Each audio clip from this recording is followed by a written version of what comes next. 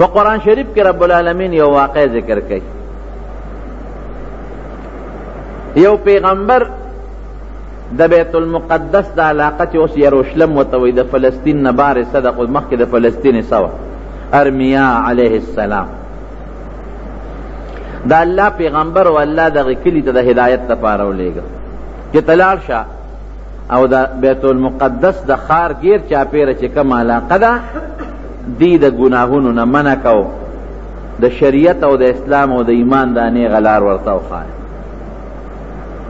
وی خدای زه خو بے وسه یم او بے سوک یم طاقت می نشتا زما خبره به یا منی یا به نه منی الله ورته حکم وکړ زه دې ملګری او ستا په زړه کې داسې خبرې اچوم چې د انسان په زړه به اثر کوي او نیغ د دې کلي بادشاه له ورشه هغه له دعوت ورکړه لکه څنګه چې الله موسی علیه السلام او دا غرور هارون علیہ السلام رو لېږل وی نیغ به فرعون ته ځي او فرعون له به دعوت ورکوي.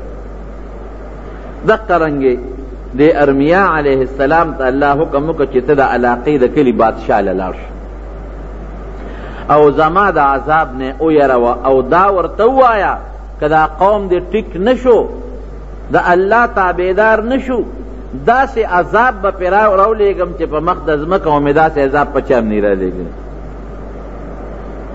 رونو پیغمبران رحم دلی حضرت ارمیا علیہ السلام کې دا خبره واورېده هغه ته خو پته وه چې دا قوم چېرته زما خبره مني یو کس دوه کو مني او به مني اکثر خو یې نه مني دا به تباه شي نو په جړا سر شو خاورې یم راواغېښتې په سر د پاسې اونستې د عاجزۍ د وجې نه. الله وی ولې جاړئ؟ وی خدایه دا قوم به تباه کېږي. الله سوال در نه کوم دا قوم متبا کوا وی خطر سوچ تار دی د تبه نیویلی اغی پور بین تبا کم زه راغی نیک بادشاہ نیک سڑیو خسڑیو وی دا اللہ پیغمبر ام اللہ را لے گلے دا دا عیسیٰ علیہ السلام نا تقریبا صدا پاسا سپینزنیم سوکال مخکنے خبرن بلکہ دا پینزنیم سوکالو نم مخکنے خبرن شپگو سوکالو تنزدے مخک دا عیسیٰ علیہ السلام نا دا پیدایش بادشاہ نیک سڑیو بادشاہ وی زدی پدے کے مرگریں زدی خلق تا نصیحت کوا او سوک بم در تغاگ نکی ذکا کہ دا نور پیغمبران و بنی اسرائیل تا نصیحت کوا نو اکثر بے پیغمبر واو او بنی اسرائیل و دیر پیغمبران و جلیم وی سوک بم را تغاگ نکی بادشاہ اعلانو کا پخپل خار کے جدا ارمیا علیہ السلام پیغمبر دی بادشاہ خیارو کرد زمرستو نکم زتا بانشم وی دی با تبلیغ کئی خپل پر قوم کے بگر دی دتا با حصو کم غگ نکوے دا خبر او مانے او بادشاہ دی تپوسو کو وی سیب کدا خبر استاسو اونمانی بیا بسنگ چلی دا بادشاہ تا خو پتا ہوا چی مخ دیر قومون تباشوی دی چی دا پیغمبر خبر اینا دا منلی نو ارمیا علیہ السلام وتوی چی ما سر خپل اللہ وعدہ کردی دا چی ترسو ما خیرہ نہیں کردی قوم تا اللہ بے نگر گئی مطمئن شو بادشاہ دعوت تبلیغ شروع کرونو خو چیم خبر نه منله د کلی او د علاقې خلقو گناهونه د هغې نه نورم زیات کړل نو په دغه علاقه کې یو جابر بادشاه بخت نصر د عراق د علاقې د بابل د هغې طرف یو ډېر جابر بادشاه څوک وایي چې د خدای دعوی کړی لکه فرعون او د نمرود او د دې بادشاهانو په شانتې زورور او تکړه بادشاه اراغه او د بیت المقدس حمله کوله چې د مسلمانانو په دې کور باندې او د جمعات باندې او په دې مدرسه باندې او په د قبله باندې حمله وکړه. درې کاله د پیغمبر د قوم ته نصیحت وکړه قوم نه منه د قوم ګناهونه نورم زیات شو. بادشاہ دا پیغمبر راغود حضرت ارمیا علیہ السلام وی تا خو ویلو چې الله به دا کلی نه غر کوي چې تر څو ما خیره نه کړي تا خیره کړې دا وینا ما نه ده کړې نو دا بخت نصر نه مونږ خبریږو خو ډېر ظالم بادشاه دی او زمونږ په علاقه حمله کوي که حمله وکړه خو زمونږ دا کلی بروان شي. الله ته رجوع کړه پیغمبر وی یا الله تا خو ما سره وعده کړې او دا خو بخت نصر را روان دی وی زما وعده په وعده ده تر څو چې تا دې قوم ته خیره نه کړي هغې پورې به نه غر کو وی خدای نو زه خو ته خیره نه کوم زه خو ته دعا کوم چې خدای ته ورته هدایت وکړي. بخت نصر کافر بادشاہ نور رانږدې شو، 6 لکه فوج یې ځان سره راوستی، 6 لکه خوله لري او ټولو سره تورې او نیزې او مضبوطې وسلې وې. چې دی بیت المقدس ښار ته رانږدې شو نو بادشاہ بیا دا پیغمبر راوغوښتو، وی صاحب څنګه چل دی؟ بعد دا کافر خو رانږدې شو، مونږ خو یې طاقت نشو لرلی. وی غم چې ونه کې چې تر څو ما خیره نه کړی الله به دا قوم نه غر کوي.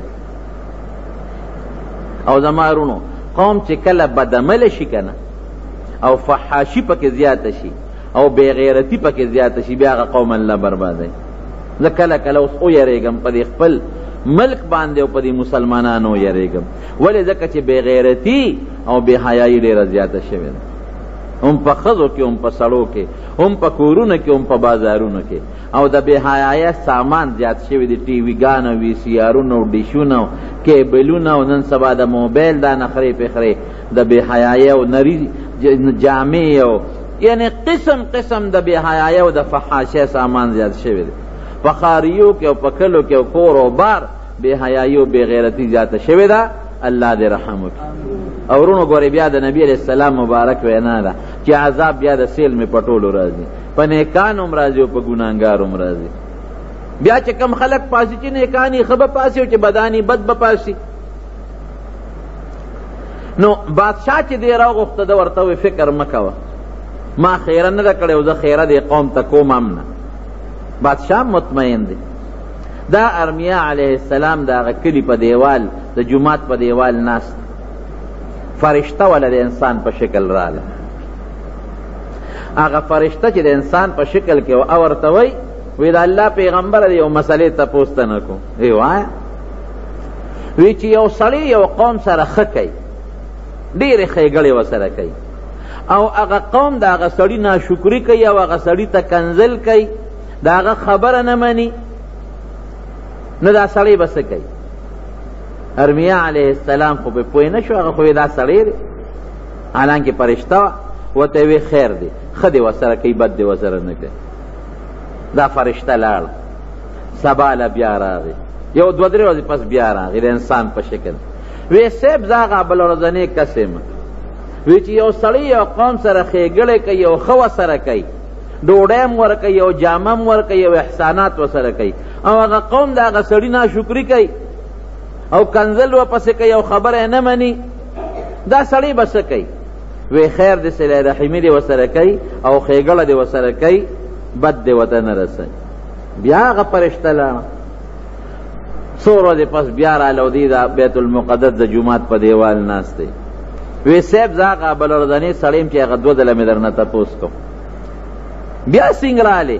وی صاحب هغې قوم خو ډېر لوی ظلم شروع کړی دی ما سره، سړي سره چې ما تپوس کو. سړی هغه قوم سره ښېګړې هم کوي، ډوډۍ هم ورکوي، حفاظت هم کوي، عزت هم کوي، خیر ورته رسوي، او قوم یې ناشکري هم کوي، او اوس هغه سړي پسې ډېر زیات ظلم هم کوي، او داسې خبرې کوي د هغه سړي په حق کې چې دی تا ته نشم ویلی. نو وی ماله سره رالی؟ وی صاحب دې قوم ته خیره وکړه. سړی ته ډېر زیات تنګ دی. وی نه زه خو خیره نه کوم. وی صاحب داسې وایه که زما خبره رښتیا او دا قوم ګناهګار نو خیره ورته وکړه، او که قوم ګناهګار نه مه کوه ورته. ارمیا علیه السلام خو ګمان ده وکړه چې دا به چېرته یو قومي او یو سړی به نو. ورته وی ښه. وی یا الله، وی که د دې سړي دا خبره حقیقت او دا قوم په حقیقت کې داسې خراب قومي نو خدای ته تباه کړه، او که قوم خراب نی خی او دا سړی ورسره ظلم کوي نو بیا خدای دا قوم مه تباه کوه. سړی خو لاړه، فرشته لاړه. چې فرشته لاړه دی کې بخت نصر راورسېدو په بیت المقدس بس حمله کوي، فوجونه یې ته ګیر چاپېره تاو کړل. بادشاه بیا دې راوغوښته، د الله پیغمبر څو شو خدا دې حمله کوي، ته خو ما سره الله وعده کړې ده. پیغمبر ارمیا علیه السلام په جړا شو او بیت المقدس کې په سجده چې خدای تا خو ما سره وعده کړې وه چې تر څو تا خیره نی کړې نو زه به دا قوم نه تباه کوم، نو زه خو ورته دعاګانې کوم، خیرې نه کوم، ولې تباه کې؟ وی تا ورته وختي خیره نه ده کړې، هغه قوم خدای دی که نه، زه ورسره ښېګړې کوم، جامې ورکوم، عزت ورکوم، ډوډۍ ورکوم، رزق ورکوم، هغوی ما ته کنزل کوي.